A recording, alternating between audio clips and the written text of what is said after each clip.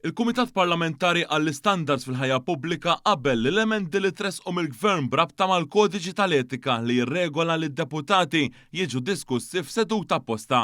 It-tnejn wara nofsinhar il-Kumitat immexxi mill-Speaker Angelo Farrugia laħaq bil bejn id-deputati tal-Gvern u l-Oppożizzjoni l-emendi jitresqu fil-plenarja fi żmien li ġej, għalkemm ir-rappreżentanti nazzjonalisti rrimarkaw li ma jaqblux ma' ċertu miżuri fl-emenda.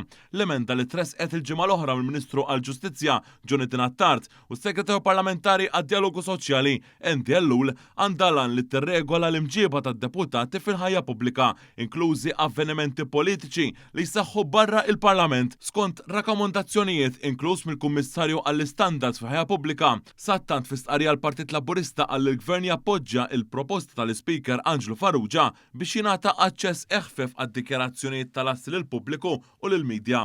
Dan hekk kif il-Gvern ippropona li reġistru tal-assi tad-deputati kollha jibdew jitqiegħdu fuq il-mejda l-Kamra u jiġu pubblikati. Il-Partit Laburista qal li din se tkun riforma oħra li se ssaħħaħ il-kontabilità u trasparenza fl-ogħla istituzzjoni tal-pajjiż hekk kif diġà saru fuq oqsma oħrajn bħall-ġustizzja u l-governanza.